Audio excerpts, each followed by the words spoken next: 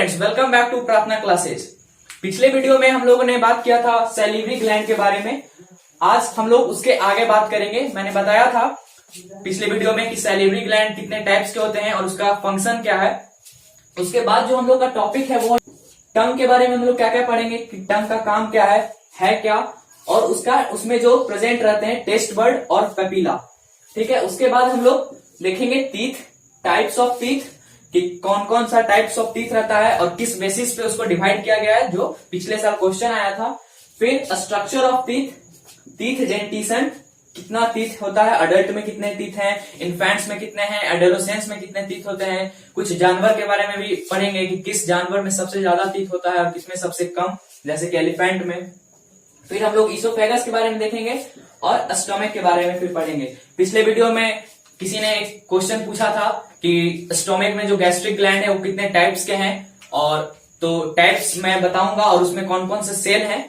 Types तो नहीं पढ़ना है पर सेल के बारे में पढ़ना है कि गैस्ट्रिक ग्लैंड में कौन कौन से सेल हैं और उसके सिक्रीशन क्या है और फंक्शन क्या है, तो वो मैं आगे बताऊंगा।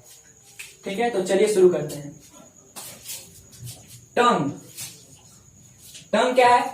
Tongue is a muscular structure which is present in the oral cavity, है ना, with anterior part freely movable. जो एंटेरियर पार्ट होता है, आगे वाला पार्ट होता है, वो फ्रीली मूवेबल होता है, जबकि पोस्टेरियर पार्ट जो है, जो पीछे वाला हिस्सा है टंग का, वो अटैच्ड रहता है। किससे अटैच्ड रहेगा? हायोइड एपरेटस से वो अटैच्ड रहेगा, है ना। तो पोस्टेरियर पार्ट इमूवेबल होगा और हायोइड एपरेटस से अटैच्ड रहेगा, और एंटेरियर पार्ट फ्रीली मूवेबल रहेगा। जो टंग है वो डिवाइडेड रहता है। ये जो टंग है वो डिवाइडेड रहता है एक वी शेप्ड स्ट्रक्चर से या वी शेप्ड लाइन से, कह लीजिए उसको क्या कहते हैं, सल्कस टर्मिनलिस।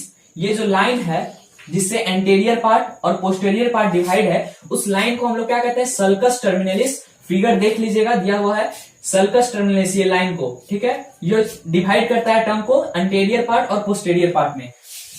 एंटेरियर पार्ट को हम लोग कहते हैं लिंगुअल पार्ट। ये जो एंटेरियर पार्ट है उसको हम लोग कहते हैं लिंगुअल पार्ट, और पोस्टेरियर पार्ट को कहते हैं फेरिंजियल पार्ट, जो फेरिंग्स में प्रेजेंट होता है। जो फेरिंग्स, जो कॉमन ओपनिंग है विंड पाइप और फूड पाइप के लिए, है ना, तो वो पीछे वाला हिस्सा को हम लोग क्या कहते हैं, फेरिंजियल पार्ट, और आगे वाले को लिंगुअल पार्ट। ये एंटेरियर पार्ट है। जो टेस्ट बर्ड होता है, जिससे हम लोग टेस्ट टंग, मतलब टंग में जो टेस्ट बर्ड है जिससे हम लोग टेस्ट को देखते हैं, कौन सा टेस्ट है, टेस्ट को महसूस करते हैं, वो सारा का सारा कहां प्रेजेंट रहेगा, लिंगुअल पार्ट में। जो फेरिंजियल पार्ट है, पोस्टेरियर पार्ट, उसमें बहुत कम या ना ही नहीं प्रेजेंट रहेगा, है ना। टेस्ट बर्ड या पेपिला सारा का सारा लिंगुअल पार्ट में प्रेजेंट रहेगा, स्वीट का, सॉर का, साल्टी का, ठीक है, बिटर का। तो कौन कौन से पेपिला है? अब पेपिला है क्या? पेपिला और टेस्ट बर्ड क्या अंतर है? पेपिला वो है एक स्ट्रक्चर रहता है, नोड्यूल्स टाइप का उठा उठा स्ट्रक्चर है टंग पे, जिसमें बहुत सारा टेस्ट बर्ड प्रेजेंट है। एक पेपिला में बहुत सारा टेस्ट बर्ड है, या किसी किसी पेपिला में टेस्ट बर्ड नहीं भी हो सकते हैं, वो सिर्फ रफनेस प्रोवाइड करने के लिए होगा, या उसका कोई और फंक्शन भी होगा, या नॉन फंक्शनल भी हो सकता है। वो हम आगे देखेंगे टाइप्स ऑफ पेपिला में। तो पेपिला में क्या होगा, टेस्ट बर्ड होगा, है ना। और सारा का सारा पेपिला कहाँ प्रेजेंट रहेगा, लिंगुअल पार्ट में प्रेजेंट रहेगा, फेरिंजियल पार्ट में नहीं या थोड़ा प्रेजेंट रहेगा। ठीक है, टेस्ट पेपिला कितने तरह का होता है, तो मेनली 4 पेपिला पढ़ना है। वो कौन कौन है? फंजीफॉर्म पेपिला, पहला है फंजीफॉर्म पेपिला, फिर है फिलीफॉर्म पेपिला, फिर है वैलेट पेपिला, और चौथा है फोलिएट पेपिला, जो हम लोग में बहुत कम रहता है। मेनली 3 टाइप्स का पेपिला पढ़ना है, पर चौथा भी है जो नॉन फंक्शनल होता है ना। मेनली हम लोग को कितना पढ़ना है? 3, फंजीफॉर्म, फिलीफॉर्म, वैलेट पेपिला। देखिए फंजीफॉर्म पेपिला जो है वो सबसे आगे वाले हिस्से पे रहेगा, एंटेरियर पार्ट के सबसे आगे वाले हिस्से पे टिप पे है, वो कौन सा पेपिला होगा? फंजीफॉर्म पेपिला। और इसका फंक्शन मैं आगे बताऊंगा। फिर जो साइड में रहेगा, लिंगुअल पार्ट के साइड में, उसको कहते हैं हम लोग फोलिएट पेपिला, नॉन फंक्शनल। बीच में जो है पूरा हिस्सा वो फिलीफॉर्म पेपिला रहेगा। ये कोन शेप्ड पेपिला रहेगा, है ना। जो कोन शेप्ड पेपिला बीच में रहता है, टंग के बीचों बीच, वो फिलीफॉर्म पेपिला रहता है। और जो सल्कस टर्मिनलिस के पोस्टेरियर पार्ट, फेरिंजियल पार्ट और लिंगुअल पार्ट के जंक्शन पे होगा, उसको कहते हैं वैलेट पेपिला। ये सबसे बड़ा वाला पेपिला है जो लिंगुअल जंक्शन पे रहेगा, सल्कस टर्मिनलिस पे रहेगा, है ना। और इसमें बहुत ज्यादा टेस्ट बर्ड होते हैं, वो मैं आगे बताऊंगा। तो ये था टंग का स्ट्रक्चर, फिगर देख लीजिएगा। उसके बाद हम लोग टाइप्स ऑफ पेपिला के बारे में देखेंगे कि क्या क्या है, कौन कौन पेपिला और उसका फंक्शन क्या है। पहला है फिलीफॉर्म पेपिला। ये जो क्या है, non functional means non functional नहीं है, फंक्शन है पर इसमें टेस्ट बर्ड कोई नहीं रहेगा, है ना, टेस्ट बर्ड प्रेजेंट नहीं रहेगा, टेस्ट बर्ड एब्सेंट रहेगा। और कहाँ रहेगा ये, सेंटर ऑफ द टंग, जो टंग के बीचों बीच रहेगा, है ना, वी शेप्ड का कौन shaped structure, V shaped structure रहेगा सेंटर ऑफ टंग में, नो टेस्ट बर्ड। और पर इसका काम क्या है, tactile receptor, tactile means touch receptor, है ना, टच रिसेप्टर का काम करेगा, मीन्स फूड आएगा तो वो टच को सेंस करेगा कि हाँ फूड आया है या कोई और चीज आया है, तो ये टेक्टाइल रिसेप्टर का काम करेगा, टच रिसेप्टर का काम करेगा।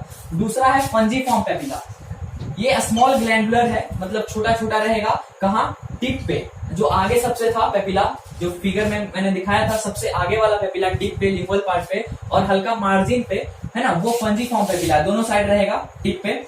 इच पेपिला विथ 5, इसमें जो टेस्ट बर्ड है, जैसे एक पेपिला है ना, उसमें जो टेस्ट बर्ड है वो कितने होंगे, उसमें जो टेस्ट बर्ड है वो कितने होंगे, 5 या कुछ ज्यादा, है ना, तो 5 और मोर टेस्ट बर्ड रहेगा इसमें।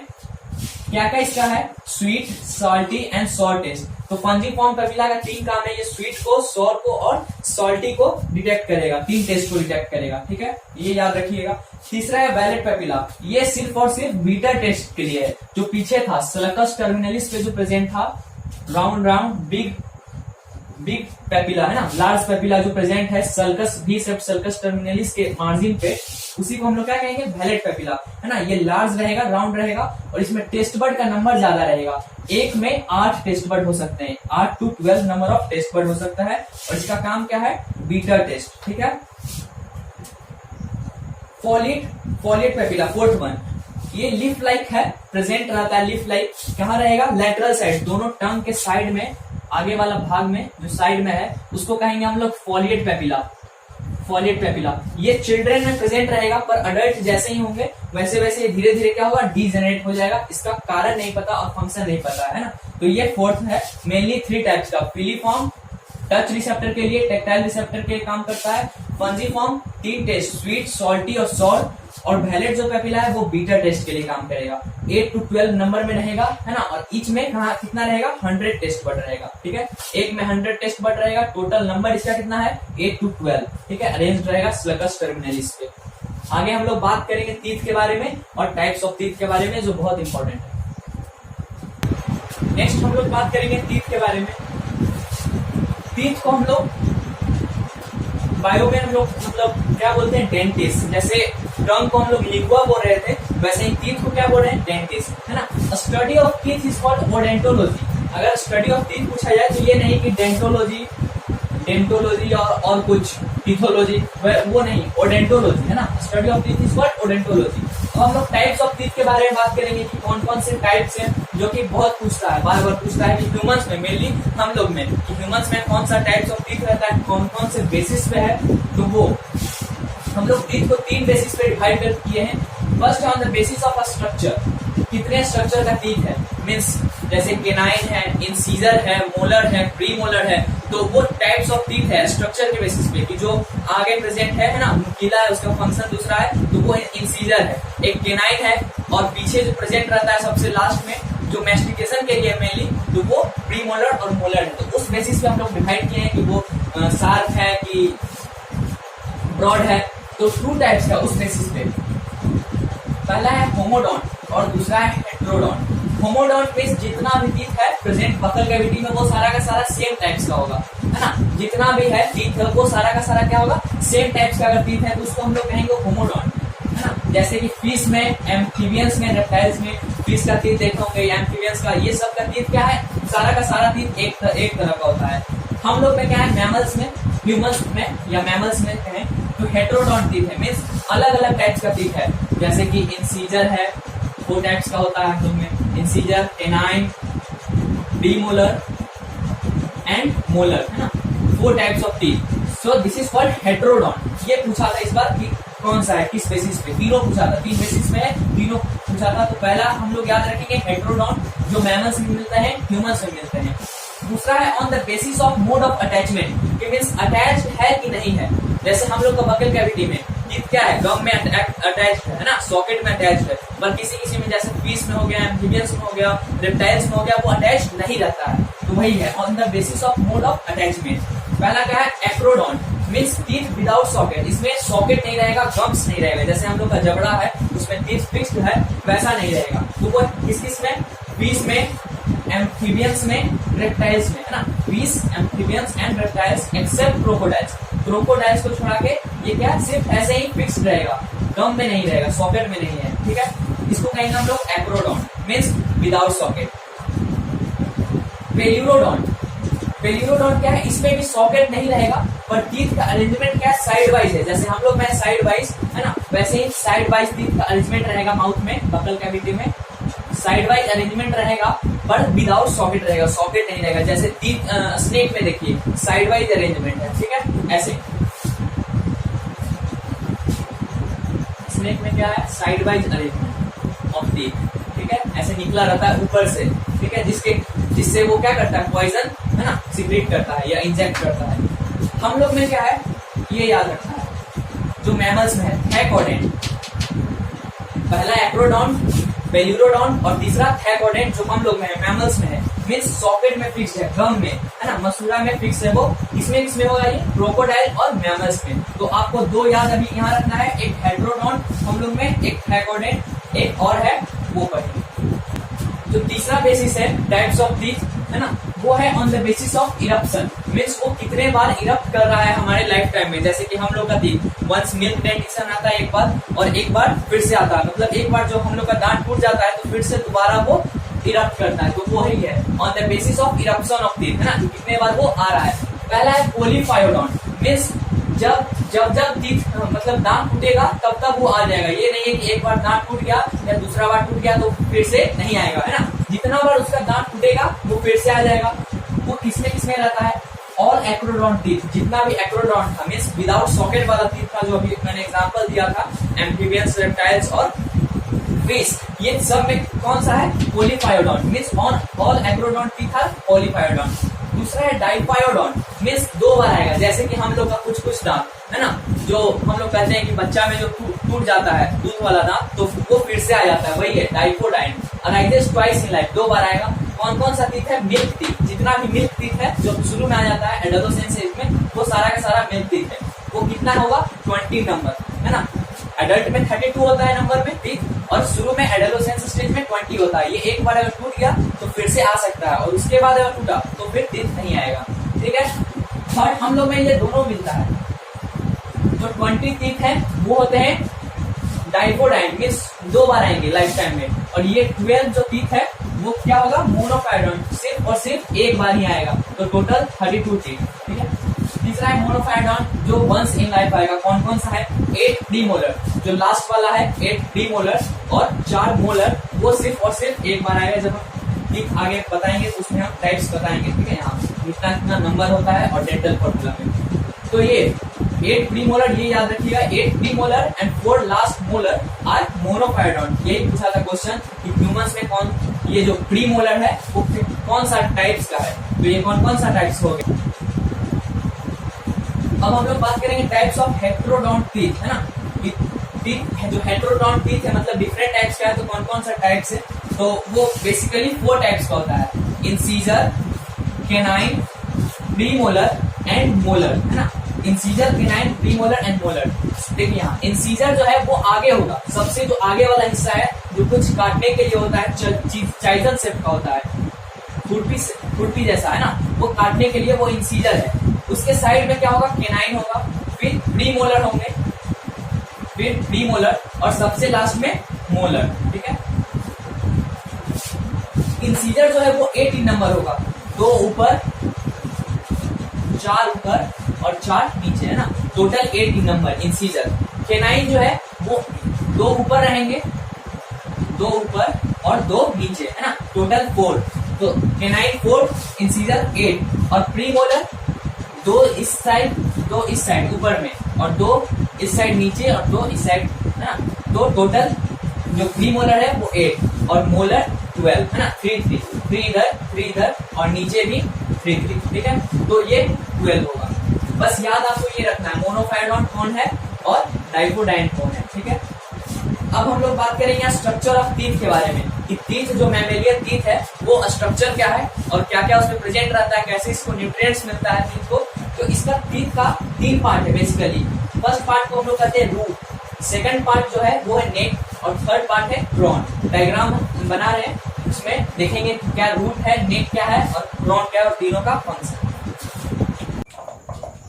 अब हम लोग स्ट्रक्चर ऑफ टीथ के बारे में देखेंगे, है ना। टीथ, मैमेलियन टीथ जो है उसमें कौन कौन से पार्ट्स हैं। तो इसमें बेसिकली बताया था मैंने कि 3 पार्ट्स है। पहला क्रॉन जो ऊपर है ना मुकुट जैसा निकला रहता है, जो यही टीथ जो है इरप्शन वो क्रॉन है।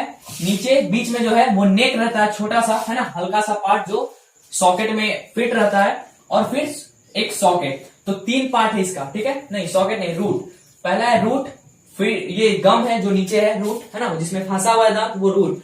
फिर नेक हल्का सा छोटा सा पार्ट, और ऊपर क्रॉन जो 3 पार्ट का बना है। इनेमल जो टीथ का ऊपर वाला सरफेस है, सबसे हार्डेस्ट मटेरियल है ना, हार्डेस्ट मटेरियल ऑफ बॉडी क्या है वो इनेमल। वो जल्दी झड़ता नहीं है, जो कैल्शियम कार्बोनेट का बना हुआ है। तो ये enamel hardest part of the body, ठीक है। तो ये ऊपर रहता है टीथ का सबसे आउटर सरफेस जो व्हाइट वाला है वो इनेमल है। फिर है बीच में पल्प कैविटी, मतलब टीथ के अंदर जो है, जो उसको न्यूट्रिएंट्स दे रहा है, जो इनेमल है ना, उसके सरफेस पे अंदर की ओर एक सेल रहता है। उस सेल का नाम है ओडेंटोब्लास्ट। ओडेंटोब्लास्ट सेल का क्या नाम है? ओडेंटोब्लास्ट। ये क्या करता है, टीथ जो है धीरे धीरे वो जैसे कुछ भी खाने से या ब्रश करने से वो हल्का घिसते रहता है, तो ये नया उसको सरफेस प्रोवाइड करता है और न्यूट्रिएंट्स प्रोवाइड करता है इनेमल को, है ना, या पल्प कैविटी जो बीच में है ये सिक्रीट करता है उसको, और ये फिर न्यूट्रिएंट्स प्रोवाइड करता है। तो ओडेंटोब्लास्ट जो सेल है वो टीथ को न्यूट्रिएंट्स प्रोवाइड करेगा। कहां से? ये रूट से। ये रूट में है ना न्यूट्रिएंट्स जो आ रहा है ब्लड वेसल्स के थ्रू, उसको सप्लाई करेगा और पल्प सिक्रीट करेगा, ठीक है, जो इनेमल को सप्लाई करेगा और टीथ को हमेशा मतलब स्ट्रांग बनाए रखेगा। और यही जैसे जैसे हम लोग अडल्ट होते जाते हैं, बूढ़ा होते जाते हैं, तो टीथ गिरना क्यों शुरू हो जाता है? टीथ गिरना शुरू हो जाता है धीरे धीरे जब अडल्ट मतलब कंडीशन जाने लगते हैं, हम लोग बड़ा होने लगते हैं। ये जो रूट है, ये जो पल्प कैविटी है जिसमें न्यूट्रिएंट्स है, पल्प सिक्रीट हो रहा है, जो स्ट्रेंथ प्रोवाइड कर रहा है, न्यूट्रिएंट्स प्रोवाइड कर रहा है, ये धीरे धीरे नैरो होते चला जाता है। जैसे जैसे हम लोग अडल्ट होते जाएंगे, ये धीरे धीरे क्या होते जाएगा, नैरो होते चला जाएगा, जिसके कारण ये सेल भी कुछ डैमेज हो जाता है, जिसके कारण इनेमल को सपोर्ट नहीं मिल पाता, स्ट्रेंथ नहीं मिल पाता, न्यूट्रिएंट्स नहीं मिल पाता है। इसलिए ये पूरा का पूरा टीथ क्या हो जाता है, कमजोर हो जाता है ना। तो narrowing of pulp cavity makes the teeth weaker, है ना, by growing when we grow adult. पहला जो पार्ट है वो है डेंटाइन। क्या है? Major part of crown formed by odontoblast cell. जो सेल्स है ओडेंटोब्लास्ट, उसी से फॉर्म है डेंटाइन, ठीक है। दूसरा है पल्प कैविटी। ये बीच वाला जो स्पेस है जिसमें पल्प भरा हुआ है, वो किससे सिक्रीट होता है? ओडेंटोब्लास्ट सेल से, ठीक है ना। मिल्की न्यूट्रिएंट्स जो नोरिशमेंट प्रोवाइड करता है सेल को, ठीक है, ये सेल को प्रोवाइड करेगा न्यूट्रिएंट्स, और ये जो सेल है वो इनेमल का सिंथेसिस करते रहता है, मतलब वो फॉर्म करते रहता है ना, हमेशा। और ये पल्प कैविटी ओडेंटोब्लास्ट सेल को क्या सप्लाई करता है? न्यूट्रिएंट सप्लाई करता है, ठीक है। फिर this teeth becomes narrow by the advancement of age in mammals. जैसे जैसे बड़ा होंगे वैसे वैसे ये पल्प कैविटी जो है वो नैरो होते चला जाएगा। ओडेंटोब्लास्ट सेल जो है वो मतलब न्यूट्रिएंट्स उसको नहीं मिलेगा तो वो डैमेज होते चला जाएगा। पर कुछ में, जैसे कि रोडेंट्स, जो गिलहरी है, चूहा है, जितना भी रोडेंट्स है उन सब में, और एलिफेंट में जो टीथ निकला रहता है दिखाने वाला दांत, वो क्या रहता है? इंसीजर रहता है ना। उसका जो इंसीजर वाला टीथ है वो बाहर आ जाता है, इतना उसका मिस ग्रोथ हो जाता है कि वो धीरे धीरे क्या होने लगता है? बाहर आने लगता है। रोडेंट्स में भी यही है।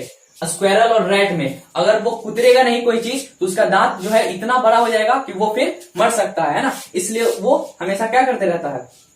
उतरते रहता है, ताकि उसका दांत जो है घिसते रहे। तो ये रोडेंट्स का कैरेक्टरिस्टिक है कि उसका इंसीजर जो है रैपिडली बढ़ते चला जाता है। और कैनाइंस किस में बढ़ेगा? एलिफेंट में और रोडेंट्स में तो इंसीजर बढ़ता है। कैनाइंस किस में बढ़ेगा? पिग में, जो सुअर होता है, वाइल्ड सुअर, है ना, और वारलस जो समुद्र किनारे मिलता है, उन सब में कैनाइंस बढ़ता है। जो टीथ निकला रहता है वो क्या रहता है? कैनाइंस, ठीक है। यही जो टीथ मान लीजिए कमजोर हो रहा है तो उसका एक ट्रीटमेंट है। अगर पल्प कैविटी मींस नैरो हो गया है एज से पहले, तो उसके लिए एक ट्रीटमेंट है, रूट कैनाल ट्रीटमेंट, ठीक है। ये एमबीबीएस में पढ़ना है, रूट कैनाल ट्रीटमेंट। अब हम लोग बात करेंगे डेंटिशन ऑफ टीथ के बारे में। स्ट्रक्चर ऑफ टीथ तो कंप्लीट हो गया, अब हम लोग टीथ डेंटिशन के बारे में बात करेंगे कि अरेंजमेंट कैसा है टीथ का, प्रीमोलर किधर है, इंसीजर किधर है और कितना नंबर में है, ठीक है। इसी को डिनोट करने के लिए, डेंटिशन को याद करने के लिए, है ना, सारे जानवर का या सबका याद करने के लिए एक डेंटल फॉर्मूला बनाया गया है, सारे एनिमल का अलग अलग। तो डेंटल फॉर्मूला है क्या, some collection of various teeth on each half of the upper side, means ये अपर साइड है और ये लोअर साइड है, ठीक है। लेफ्ट और राइट इक्वल इक्वल टीथ बटा हुआ है, तो इधर कितना हाफ में है, राइट लेफ्ट में कितना है, राइट में कितना है और ऊपर नीचे कितना है, चारों को मिला के हम लोग जो टीथ आता है अरेंजमेंट उसको कहते हैं डेंटल फॉर्मूला। देखिए इंसीजर ये अपर जॉ का है और ये लोअर जॉ का है ना। अपर जॉ और लोअर जॉ एक साइड का ले रहे हैं, ऑन ईच हाफ है तो एक साइड का हम लोग ले रहे हैं, कि मीन्स एक साइड अपर में कितना इंसीजर है, कितना कैनाइन है, कितना प्रीमोलर है, कितना मोलर है, और उसी तरह नीचे, और फिर दोनों को जोड़ के और उससे 2 से मल्टीप्लाई कर देंगे। जैसे देखिए हम लोग में 32 टीथ है, तो कैसे, इंसीजर 2 ऊपर 2 नीचे 4, ठीक है, 2 अडल्ट में हम देख रहे हैं। कैनाइन ऊपर 1 नीचे 1, ठीक है, 1 1। प्रीमोलर ऊपर 2 नीचे 2, और मोलर नंबर में मैंने बताया था आगे कि कितना होगा मोलर, 3 3 इंटू 2।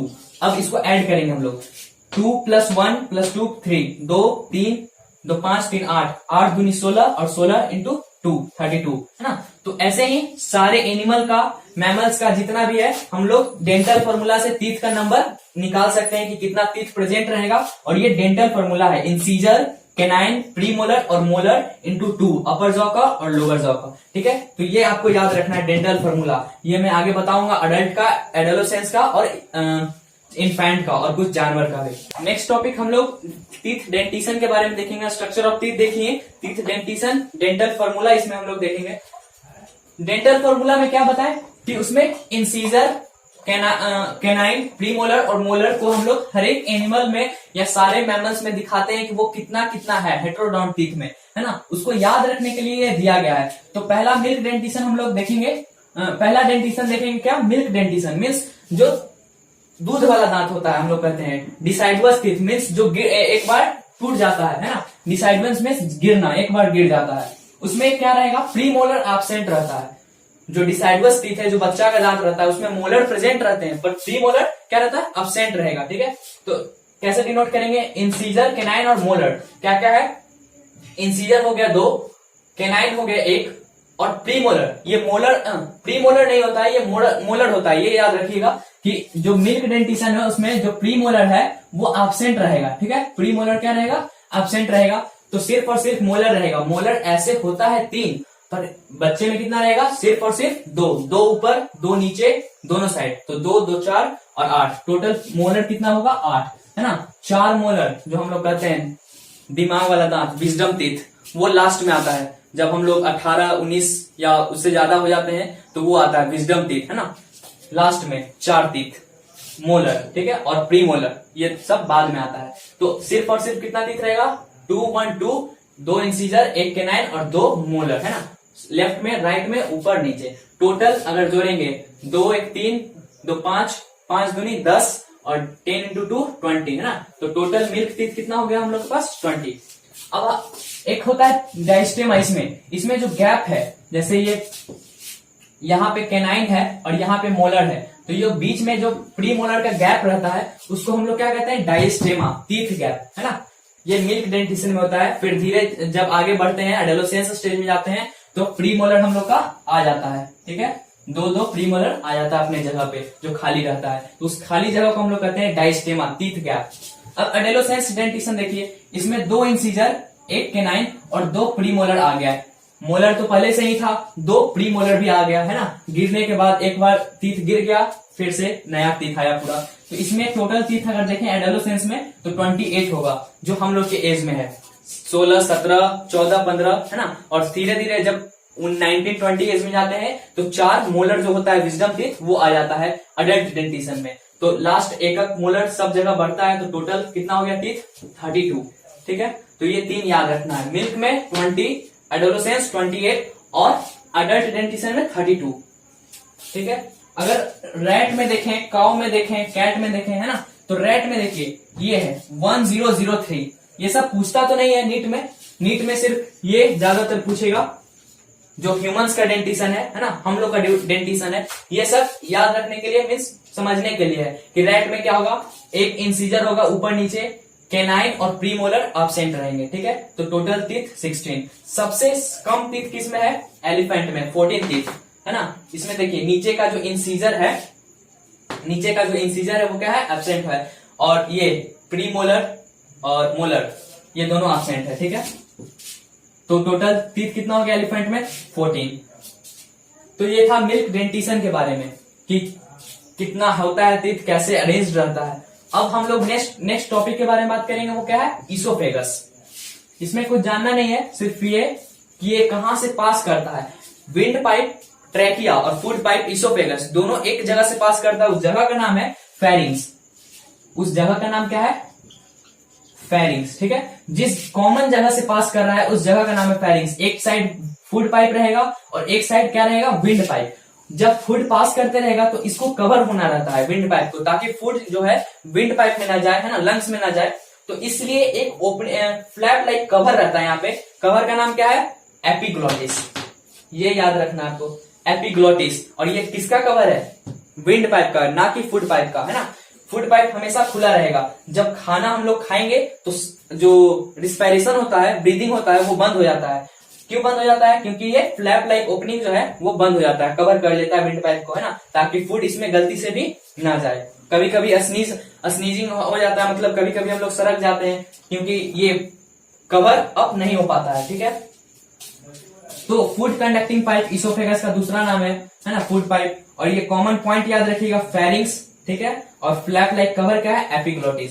अब फूड इससे पास कैसे होता है, फूड इससे पास कैसे होता है, इसोफेगस से, बकल कैविटी से च्यू, जब हम लोग चबा लिए खाना तो वो नीचे स्वेलो अप हो गया, है ना, सलाइवा से मिक्सअप हो गए। अब वो नीचे जाएगा कैसे, तो इसमें एक मूवमेंट होता है, इसमें एक मूवमेंट होता है पूरे इसोफेगस में। उस मूवमेंट को हम लोग क्या कहते हैं, peristaltic movement, peristalsis movement, peristaltic movement, है ना। उस मूवमेंट, कॉन्ट्रैक्शन, यहाँ कॉन्ट्रैक्ट होगा तो यहाँ रिलैक्स होगा, फिर यहाँ कॉन्ट्रैक्ट हुआ तो यहाँ रिलैक्स, है ना। उसके वजह से फूड जो है धीरे धीरे क्या होता है, नीचे पुशअप हो जाता है ना, नीचे चला जाता है। पर इसोफेगस का 1/3 जो पार्ट होता है, ऊपर वाला पार्ट, वो वॉलेंटरी होगा, मीन्स हम लोग उसको कुछ हद तक कंट्रोल कर सकते हैं। और जो नीचे 2/3 पार्ट होगा, रेस्ट वाला पार्ट, नीचे वाला पार्ट, वो इनवॉलेंटरी होगा, मीन्स हम लोग उसको कंट्रोल नहीं कर सकते हैं। तो बस यही इसोफेगस में जानना था कि वो कैसे फूड को कंडक्ट करता है नीचे तक। तो वो कैसे कंडक्ट करेगा, पेरिस्टाल्टिक मूवमेंट से, by continuous contraction and continuous relaxation, that movement is called peristaltic movement. और उसको कंट्रोल कौन करेगा, तो कुछ ब्रेन करता है और कुछ नीचे प्लेक्सस रहते हैं। वो आगे बात करेंगे जब मैं हिस्टोलॉजी पढ़ाऊंगा गट का, कि तब उसमें बात करेंगे कि प्लेक्सस है। अभी बस इतना ही कि ये पेरिस्टाल्टिक मूवमेंट शो करता है, और एक एपिग्लोटिस जो कवर है विंड पाइप का, ठीक है। नेक्स्ट हम लोग बात करेंगे स्टोमक के बारे में, नेक्स्ट हम लोग बात करेंगे स्टोमक के बारे में, है ना। इसी से पिछले वीडियो में किसी ने क्वेश्चन पूछा था कि गैस्ट्रिक ग्लैंड कितने टाइप्स का होते हैं, तो मैं वो इसमें बताऊंगा। वैसे तो पढ़ना नेक्स्ट टॉपिक में है हिस्टोलॉजी, अब जब गट पढ़ाऊंगा तो उसमें मॉडिफिकेशन बताऊंगा। अभी स्टोमक के बारे में कि स्टोमक है क्या, it is a J shaped organ, है ना। ये जे शेप्ड ऑर्गन है, ये एनसीईआरटी का लाइन है, याद रखिएगा कि जे शेप्ड ऑर्गन, ये इसोफेगस जिसमें खुलता है ना। मेन जो प्रोटीन का डाइजेशन है वो किसमें होगा, स्टोमक में होगा, ठीक है। अब इसका पार्ट्स क्या क्या है, it is divided into 4 parts, है ना, मेनली 4 पार्ट्स में डिवाइडेड है। पहला पार्ट क्या है, फंडस, जिसमें जो ऊपर वाला मेन पार्ट है ना, ऊपर वाला गैस फिल्ड जो पार्ट होता है स्टोमक का, उसको क्या कहते हैं, फंडस। दूसरा जो पार्ट है वो है कार्डियक, है ना, एडिशनल पार्ट है कार्डियक, जिसमें इसोफेगस खुल रहा है कार्डियक स्फिंक्टर के द्वारा। स्फिंक्टर क्या है, वो रेगुलेट करता है इसोफेगस का ओपनिंग, है ना, को रेगुलेट करने वाला, जो रेगुलेट कर रहा है कि खाना अंदर आएगा। अगर ये नहीं होता तो क्या होता, ये जो स्टोमक में डाइजेस्टेड फूड है वो ऊपर भी जा सकता था डाइजेशन के दौरान। इसलिए ये स्फिंक्टर क्या करता है, ओपनिंग है जो, है ना, प्रिवेंट करता है backflow of the food. Oesophagus में बैकफ्लो नहीं होने देता है, पर कभी कभी जैसे वोमिटिंग में ये खुल जाता है ना, ऊपर खाना आ जाता है। तो ये कार्डियक है। थर्ड पार्ट है बॉडी, जो मेन पार्ट है स्टोमक का, है ना, ट्रू स्टोमक जिसको कहते हैं, जिसमें मेनली गैस्ट्रिक डाइजेशन होता है यही पार्ट में। और चौथा है पाइलोरस, ये सबसे बॉटम वाला पार्ट, जो स्टोमक का बॉटम पार्ट है, जो किसमें खुर रहा है, सी शेप्ड ड्यूडेनम में, है ना, जो सी शेप्ड ड्यूडेनम में खुर रहा है उसको क्या कहेंगे, पाइलोरस। तो 4 पार्ट्स, अपर गैस फिल्ड पार्ट जो है उसको क्या कहेंगे, फंडस। दूसरा जो ट्रू स्टोमक है उसको क्या कहेंगे, बॉडी, जिसमें मेन डाइजेशन हो रहा है, जिसमें एंजाइम सीक्रेट हो रहे हैं, उसको कहेंगे बॉडी। तीसरा है कार्डियक, जिसमें इसोफेगस खुल रहा है। और चौथा क्या है, लास्ट वाला, पाइलोरस। पूछा गया था कि गैस्ट्रिक ग्लैंड कितने टाइप्स का होता है। गैस्ट्रिक ग्लैंड इसमें है जो एंजाइम सीक्रेट कर रहा है, HCl, पेप्सिन, पेप्सिनोजेन, ट्रिप्सिन, है ना। तो ये जो ग्लैंड है इसमें जो प्रेजेंट होता है वो 3 टाइप्स का है। पहला जो कार्डियक के पास रहेगा उसको कहेंगे कार्डियक गैस्ट्रिक ग्लैंड। दूसरा जो बॉडी के पास प्रेजेंट रहेगा, बॉडी वाले हिस्से में, उसको कहेंगे इंटरमीडिएट गैस्ट्रिक ग्लैंड। और जो पाइलोरिक के पास रहेगा उसको क्या कहेंगे, पाइलोरिक, है ना, गैस्ट्रिक ग्लैंड। इन तीनों में अलग अलग टाइप्स के सेल होते हैं। हिस्टोलॉजी में बताऊंगा कि उसमें कौन सा सेल है, पेराइटल सेल, और 2 सेल है, ऑक्सिंटिक सेल्स, म्यूकस सिक्रेटिंग सेल्स, ठीक है। तो वो चीप सेल जो पेप्सिनोजेन एंजाइम सीक्रेट करता है। तो यही ग्लैंड तीनों ग्लैंड में प्रेजेंट रहता है। तो अभी तो यही याद रखना है कि इसका जो पार्ट्स है वो 4 पार्ट्स का है। मेन डाइजेशन बॉडी में होता है। और ये जो स्ट्रक्चर दिख रहा है इसको कहते हैं गैस्ट्रिक रिवगेट, है ना। जब फूड नहीं होता है स्टोमक में, जब ये खाली होता है तो हल्का सिकुड़ा टाइप का रहता है, ठीक है, नैरो रहता है। और इसके कारण, है ना, कुछ लाइनिंग टाइप का आ जाता है, जिसको क्या कहते हैं, गैस्ट्रिक रिवगेट, ठीक है। तो आज स्टोमक तक खत्म है, आप लोग नोट्स बनाते चलिएगा। नेक्स्ट वीडियो में हम लोग बात करेंगे स्मॉल इंटेस्टाइन, लार्ज इंटेस्टाइन और गट के बारे में, है ना, पूरा जो ट्यूब है उसके बारे में कि वो कितना लेयर का बना रहता है और कौन से लेयर में ब्लड वेसल्स है, कौन से लेयर में नर्व है और कौन से लेयर के मॉडिफिकेशन से ग्लैंड बन रहा है जिससे सीक्रेट हो रहा है एंजाइम। तो नेक्स्ट वीडियो में हम लोग वो बात करेंगे। आज स्टोमक तक, थैंक यू।